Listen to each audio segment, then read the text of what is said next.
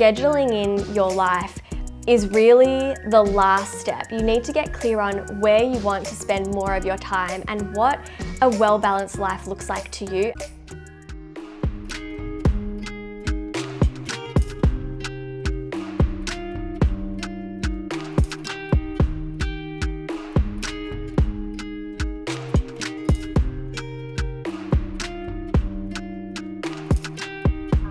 Hi lovelies, it's Jess and welcome back to my channel. I know it's been a little while. I took a little bit of a break because my state, as some of you might know, went through a second extended lockdown of over 100 days. I think it was 111 days. So I thought I'm gonna be really kind to myself and just take a little bit of time off, but I'm back and I'm so excited to be filming. And today's video is very much inspired by all of the stuff that I have been going through. It's all about how to cultivate better work-life balance.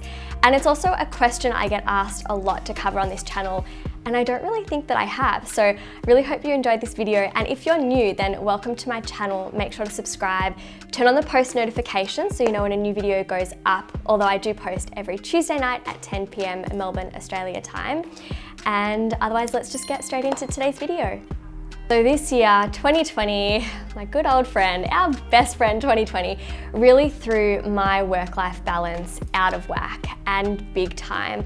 I do have a tendency to sometimes overwork myself, and I think that for me, working was a coping mechanism and a really effective one, but at some point down the line, you're going to burn out. And I found that it was really hard to maintain a healthy work-life balance when a lot of my life wasn't exactly accessible.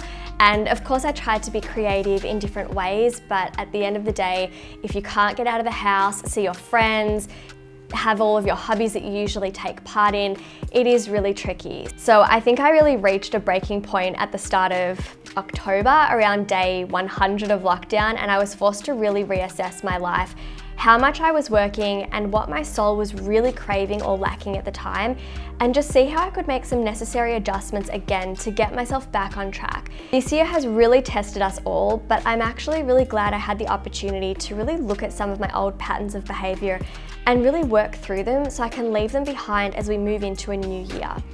So I spent October doing a lot of journaling, reflecting on my workaholic tendencies, and talking to my coach and my psychologist, talking to my friends, and looking at how I can rebuild my life even better to support me and give me the balance that I need going forward.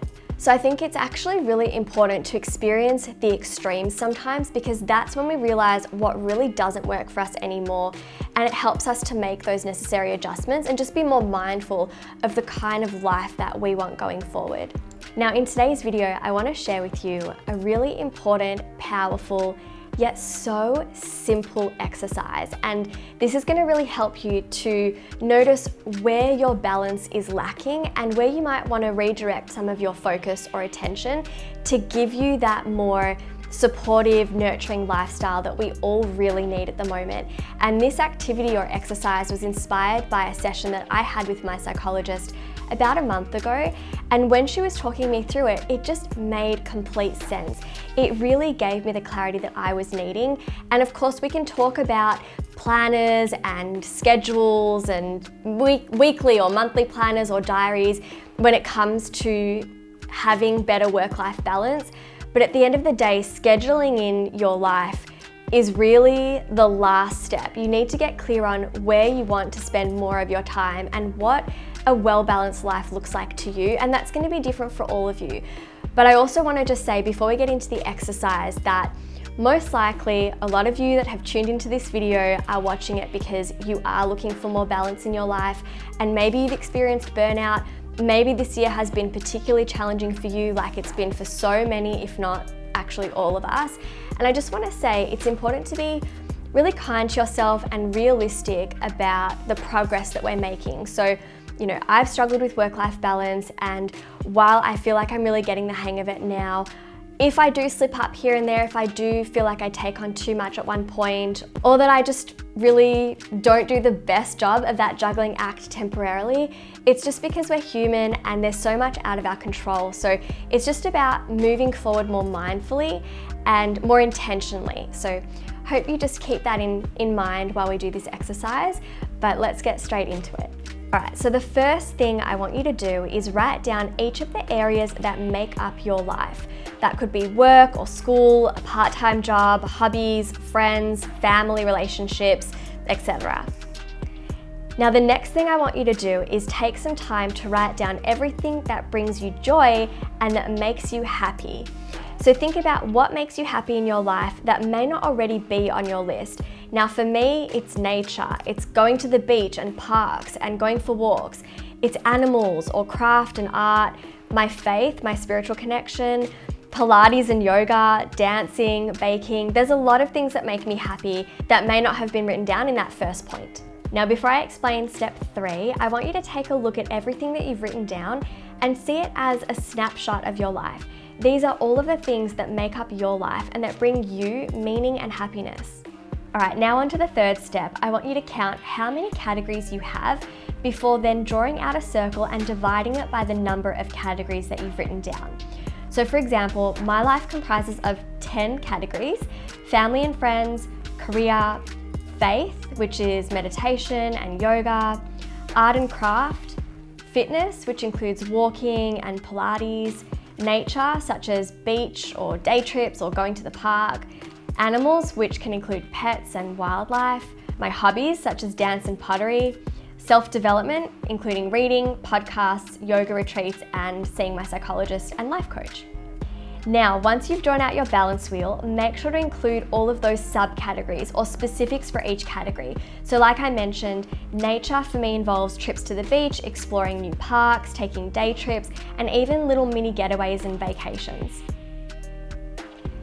Now this activity helps you to see your life holistically. It allows you to notice where are you giving most of your attention and energy, and you can even look at each category and write down the percentage of your time and energy that you feel you devote to that area. So you might notice that you only give 10% of your time and energy to something that brings you a lot of joy, such as being outside and being in nature. Yet you know that it's a really important part of your overall well-being, so maybe you want to increase that percentage and look at the other categories where perhaps you're overextending yourself and giving too much of your time, and you can reduce that a little bit further. Personally, I have found this exercise to be so incredibly helpful, and I really hope that you do too.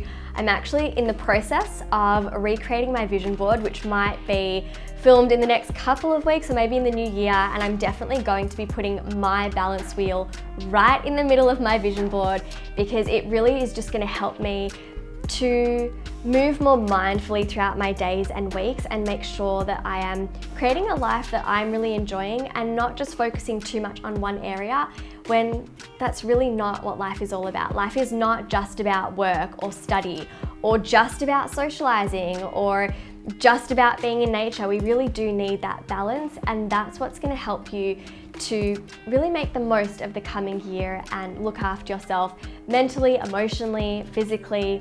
So let me know what you thought of this exercise in the comments down below. If you actually want to share the sort of things that make up your balance wheel, I would so love that. So please do comment that down below.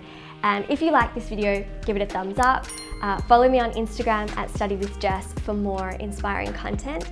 And I'll see you all next week with another video. Mwah! Bye, lovelies.